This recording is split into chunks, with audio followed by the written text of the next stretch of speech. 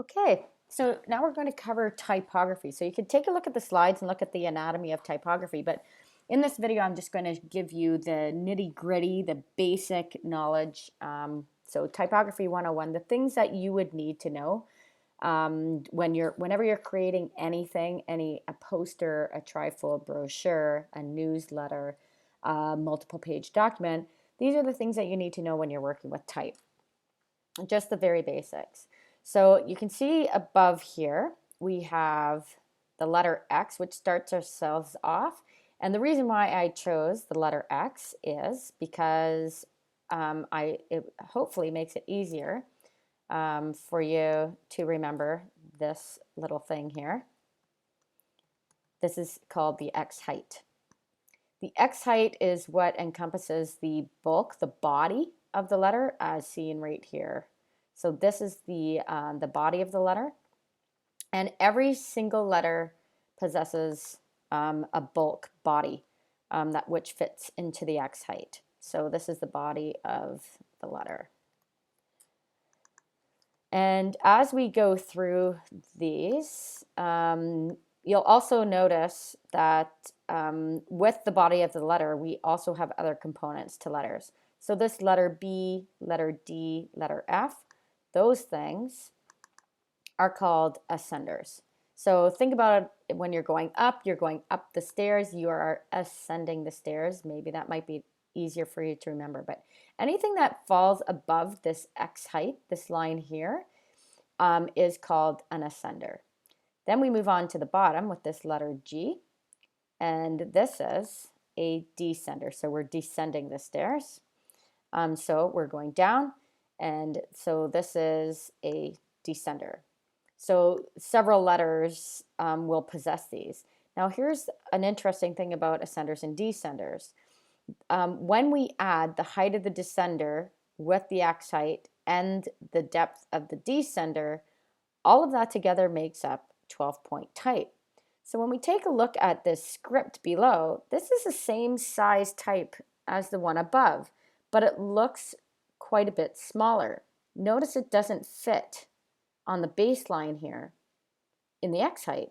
And that's because the ascender reaches the top of this line at 12 points and the descender reaches this point at 12 points. So the body of the letter is actually significantly smaller than this font here. And that's why when we look at 12-point type, that's why you'll see different fonts react different ways to this particular size. And it's based on the addition and the height and the depth of the ascenders and descenders when we put those together. Now, another thing I want you to take a look at is this line right here. So what is this line? This particular line is called, and I'm just going to redraw that line so it's not touching because it just actually intersected with it, which I didn't want it to do. This line here is called a baseline. So that's what your characters sit on, is it's a base for the body of the letter to sit on. And so that's also important to know, because when you're working with type, if you have multiple lines of type, and then you also have another column of type sitting beside it, the idea is you want the baselines in each column to line up visually from column to column, side by side. If they don't, it can create the look of clutter on your page. So that is called a baseline. Let's just add a nice arrowhead to that. There we go. Lots of tips and tricks and things in Illustrator. I wish we had lots more time to go through this. So this is called the baseline, on which your letters sit on. The bulk of the letter, the body of the letter sits on the X, is part of the X height up to this line. The ascenders are anything above that X height line, a descender is anything below. And so why is it important to worry about ascenders and descenders and how they're going to react with, well, the next line of type? Because descenders and ascenders, if the leading is too tight, so this right here, this space is called leading, right here.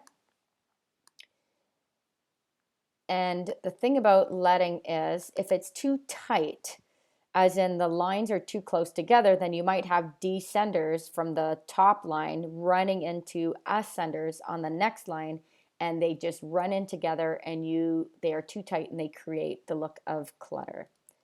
So this is leading here, and I'll just add space between the lines.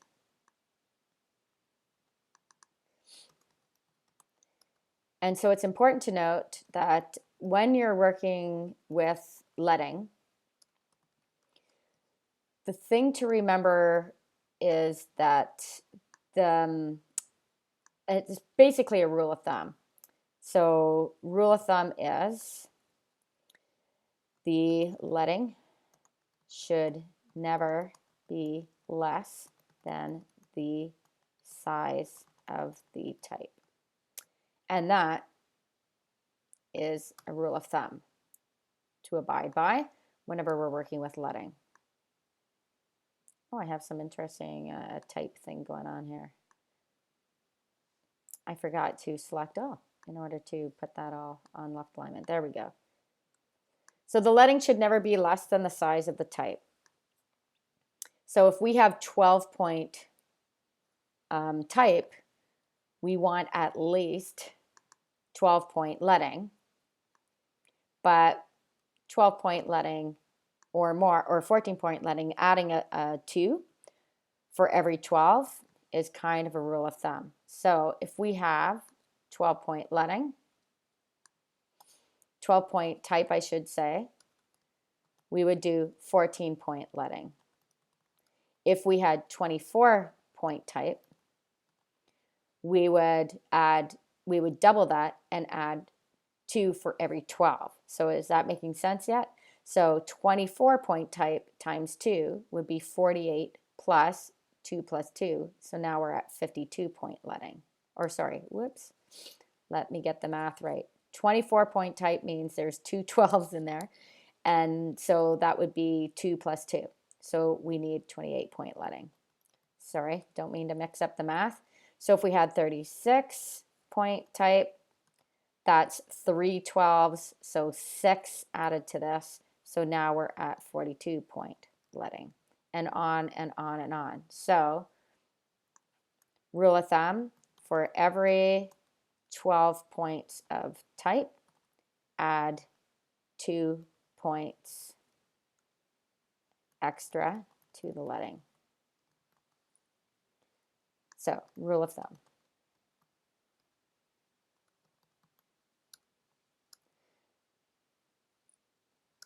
All right, so as we go through a little bit more about typography, we're going to talk a little bit about styles.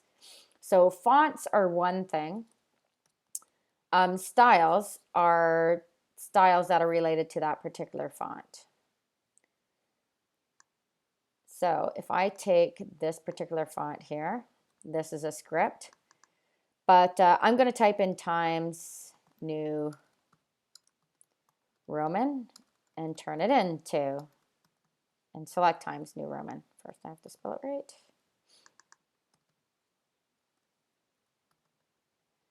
So I will turn that into Times New Roman here. And as you can see, this one is regular.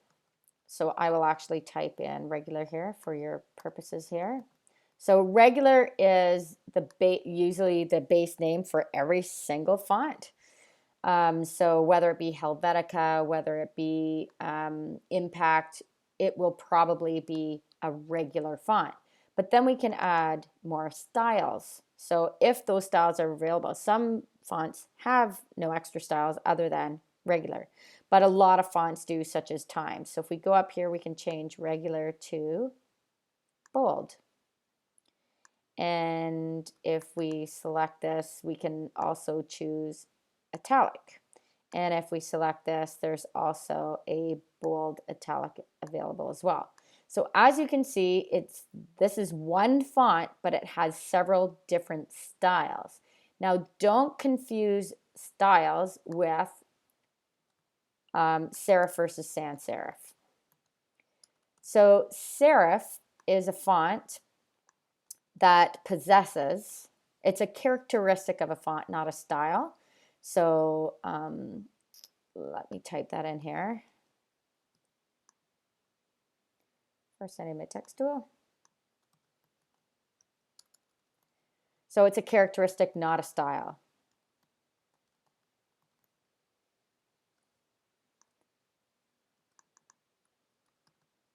All right. So a serif possesses feet or extensions.